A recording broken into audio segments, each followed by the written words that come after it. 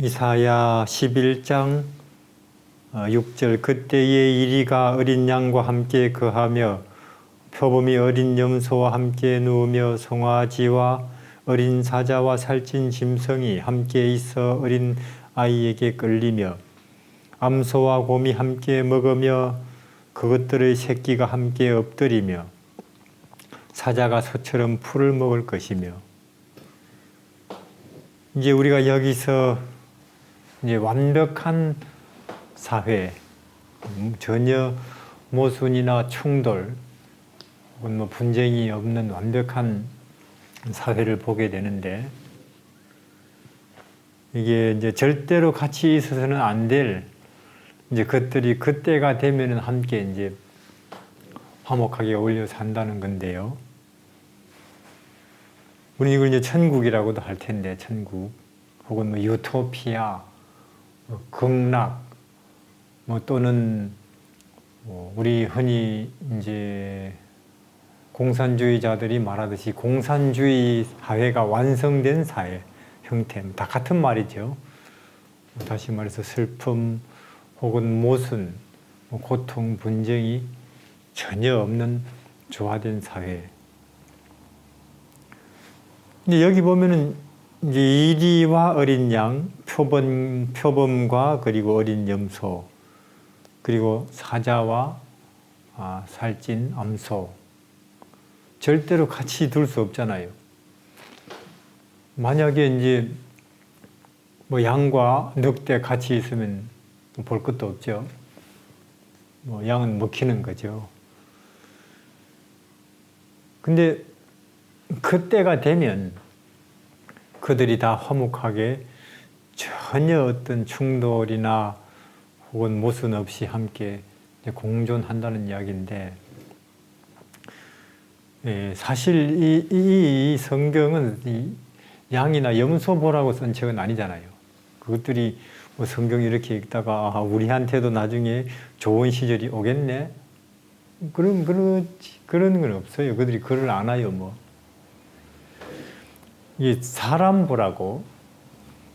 우리 사람 사이에도 사실 이런 관계가 많잖아요. 왠지 같이 있으면 불편하고, 멀리 떨어져 있으면 좋겠고. 예를 들면 과거에 공산주의와 자본주의. 어떻게 공산주의와 자본주의가 같은 하늘 밑에 있을 수 있냐.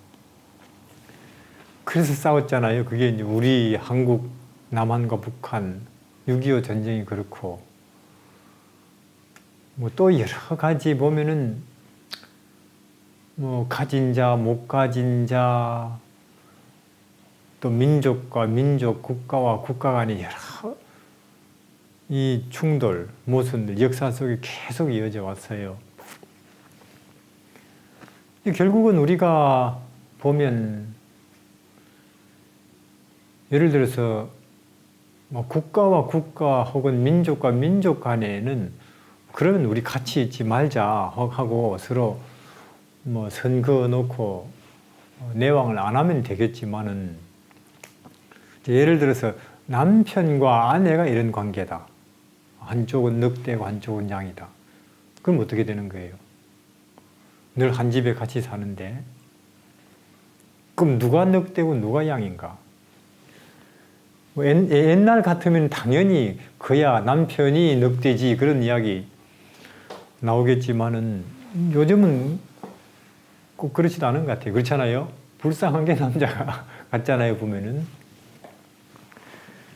근데 그때가 되면은 뭐 이슬람이건 혹은 기독교건 사회주의건 자본주의건 가진 자건 혹은 못 가진 자건 완벽하게 서로 어울려서 화목하게 지낸다는 건데, 언제냐? 여기 보니까 나의 거룩한 산 모든 곳에 해됨도 없고 상함도 없을 것이니 이는 물이 바다를 덮음같이 여호와를, 즉 예수를 아는 지식이 세상에 충만할 것입니다.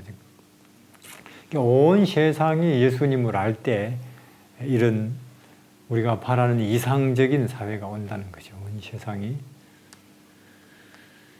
뭐 경제 성장이나 참 지적 성장에서 오는 게 아니고 제도에서 오는 것도 아니고 종이든지 주인이든지 가진 자든지 못 가진 자든지 그들이 예수를 알 때 우리가 그렇게 꿈꾸는 완벽한 사회가 온다는 것인데, 그러니까 이 시대에 뭐 세상이 알건 모르건 누가 가장 위대한 사람이냐, 예수를 알고 그 예수를 전하는 사람이 이 사회에 우리 국가에 가장 필요한 사람이고 위대한 사람입니다. 참 우리 한 사람이 참된 평화와 마음의 안식을 찾는다면 그 사람이 예수를 알면 그 사람의 마음속에 참된 안식이 오겠죠. 한 가족의 참된 평화와 기쁨이 그 온 가족들이 예수님을 알 때, 그리고 그 사회가 다 예수 그리스도를 알게 될 때 그 사회에 참된 평화가 실현된다는 것인데, 말씀드린 대로 그럼 그는 누구냐? 하나님이시고 또 서도 혹은 깎아 만든 물건도 아니고 혹은 팔짱 끼고 이 세상 감시하시는 그런 분도 아니고 지옥에 넣는 분도 아니라는 거죠. 어린 양과 같은 혹은 이런 동전 혹은 집 나간 아들과 같은 세 종류의 잃어버린 자를 찾으러 오시는 그런 하나님이고요. 오늘 그런 하나님에 대해서 다시 한번 한 면모를 우리가 한번 살펴보겠는데, 마태복음 20장이에요. 마태 20장 1절부터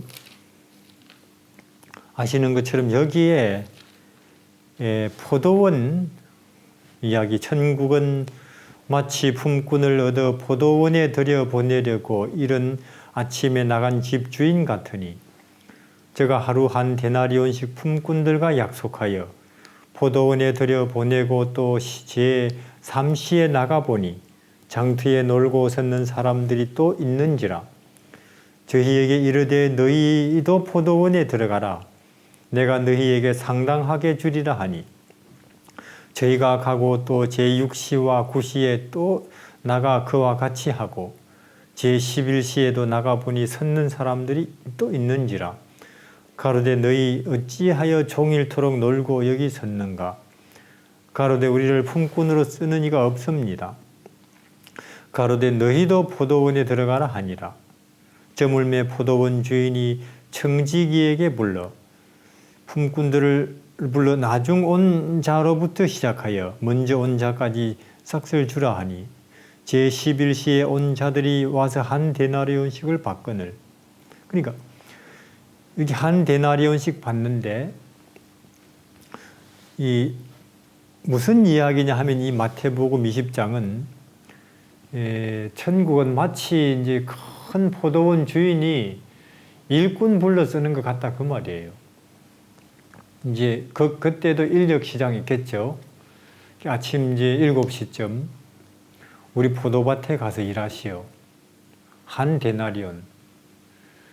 아마 오늘로 치면 아마 한 3만 원 혹은 2만 원.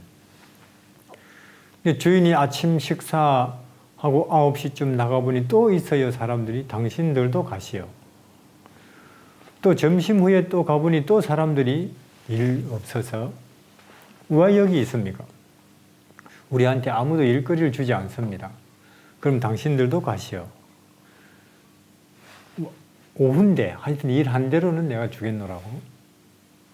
이러다가 제11시면 지금 오늘로 치면은 이제 오후 한 5시. 이렇게 보니까 주인이 또 한 사람 우두커니 길 옆에 보니까 저처럼 이렇게 비썩 말라가지고 제대로 뭐 할 것 같지 않으니까 사람들이 안 쓰죠. 왜 종일 놀고 섰어? 아무도 나한테 일 주지 않습니다. 그럼 당신도 지금 우리 포도밭에 가시오. 해가 저물었는데요.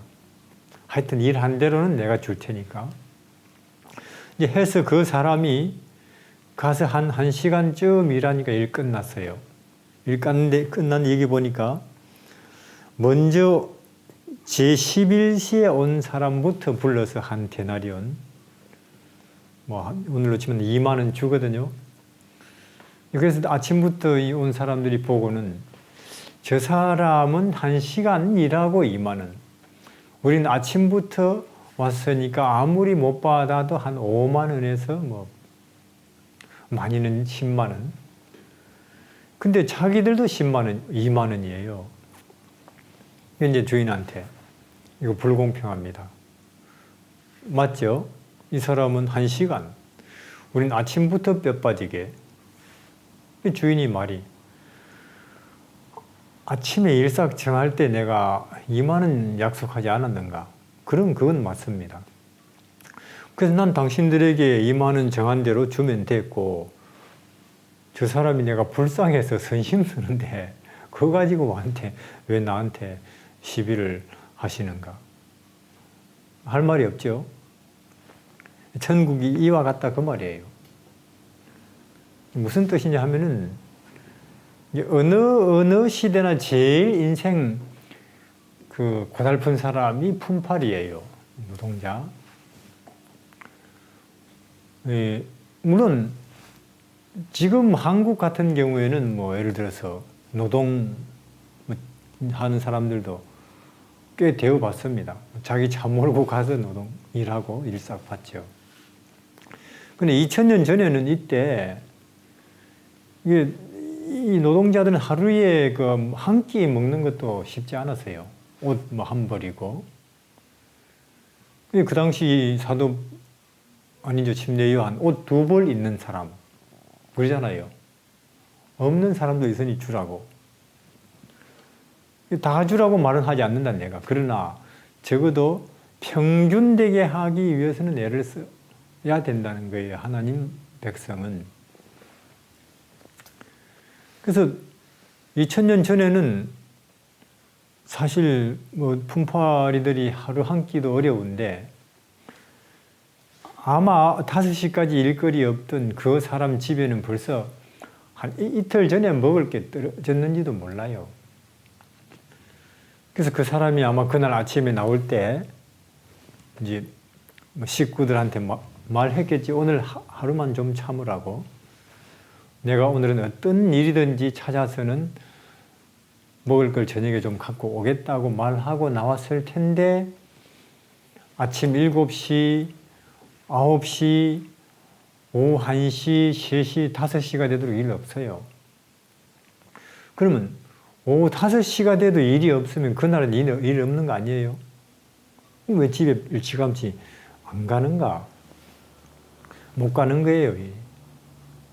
왜냐하면 오늘은 참 남편이 아버지가 먹을 걸 좀 들고 오는가 하고는 참 목이 빠지게 눈이 쑥 들어가서 기다리고 있는 식구들 앞에 빈손으로 못 들어가는 거죠.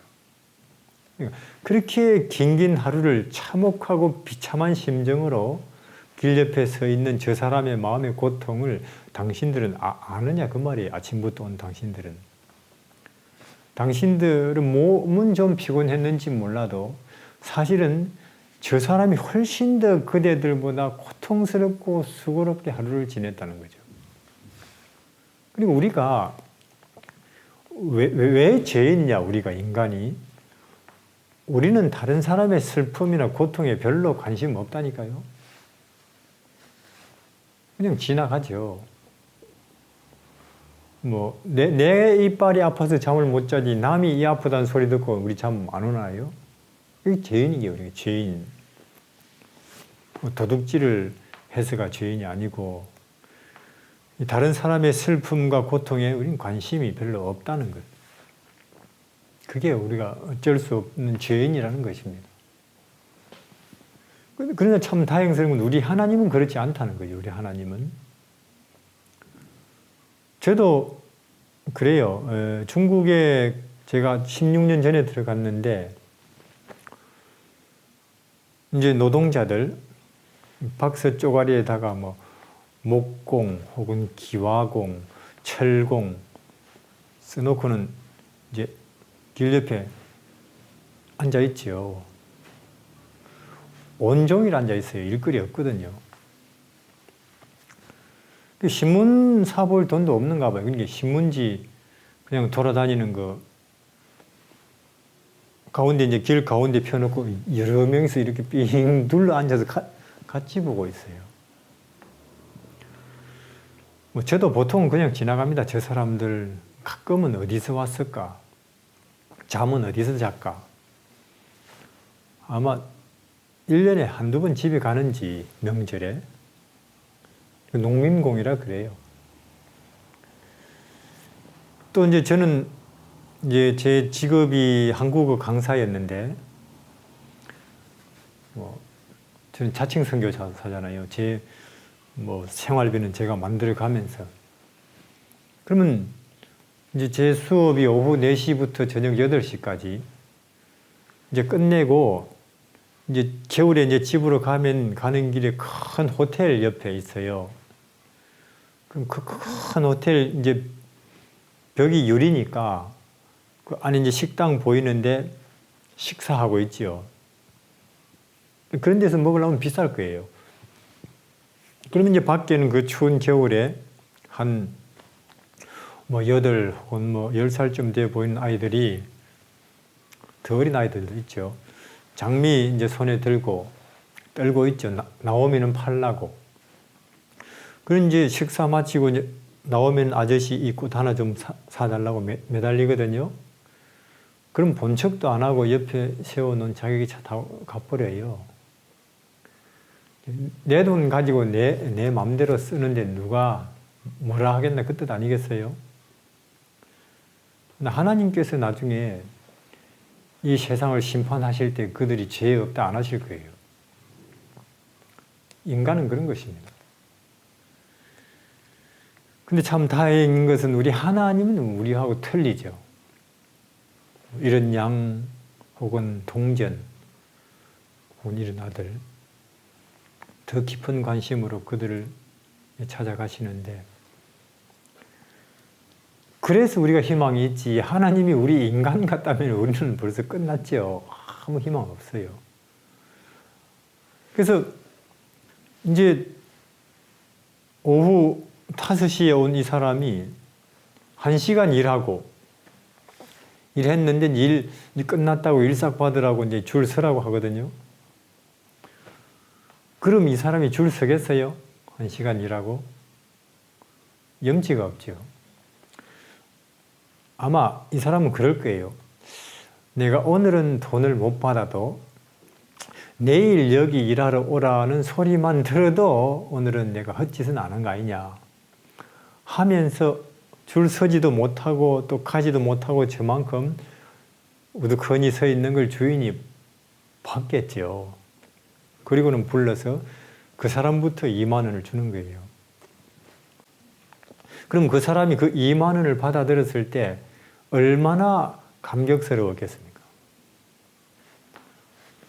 그러니까 그날은 이제 뭐 쌀은 너무 비싸고 아마 보리쌀이든지 혹은 뭐 옥수수든지 그걸 한 10,000원어치 양손에 사들고 집으로 돌아가는 그 발걸음이 얼마나 가벼웠겠어요, 그것이. 그리고 양손에 먹을 걸 가득 들고 오는 그 남편이 혹은 아버지가 그 식구들의 눈에 얼마나 위대하게 보였겠습니까? 그래서 그날은 아마 그 식구들이 오래간만에 이제 배부르게 저녁을 함께 이제 먹으면서 여보 오늘 어디서 일을 했어? 사실은 내가 오후 5시가 되도록 일거리 없었는데 그 시간에 그 포도밭 주인이 나를 일하러 오라고 나를 일을 시키고는 하루 일삭을 주더라 2만 원을. 그리고 내일 그 포도밭으로 와서 일하라 하더라. 그 말을 들었을 때 그 식구들이 얼마나 감사했겠어요. 그 포도밭 주인한테. 자, 그러면 그 다음날 그 포도밭에 와서 일하는 사람들 중에 누가 제일 열심히 일을 했겠습니까? 볼 것도 없죠. 그 사람이죠. 뭐 다른 사람은 적당히 뭐 눈치 보고 화장실도 가면서 근데 아마 이 오후 5시에 온 이 사람은 아마 허리가 뭐 부러지라고 일을 하지 않겠어요. 내가 이 포도밭 주인을 위해서는 뭘 못하겠는가 하는 여기 보면은 16절에 이와 같이 나중된 자로서 먼저 되고 먼저 된 자로서 나중되리라. 그러니까 우리가 신앙을 10년 혹은 20년 그건 별로 중요한 게 아니라는 거죠. 내가 집사다 혹은 장로다 혹은 이러이러한 신학 과정을 거쳤다 이런 것은 의미가 별로 없다는 것입니다. 중요한 것은 우리가 믿은 것이 한 달이건 10년이건 성경을 잘 알건 모르건 오늘 내가 나를 위해서 고통 혹은 모욕 그리고 십자가에 죽으신 예수님의 그 은혜에 대해서 얼마나 내 마음이 감사하고 내 마음이 뜨겁게 감격하는가 그게 중요하다 그 말이죠. 그게. 근데 여기는 뭐라 그래요? 나중에 믿은 사람들의 신앙이 훨씬 더 진실하고 뜨거울 것이다. 그렇게 말씀하시거든요. 나중에. 그러니까 여기 우리가 나이가 한 50 혹은 70 이미 넘어간 사람 있을지도 모르겠어요.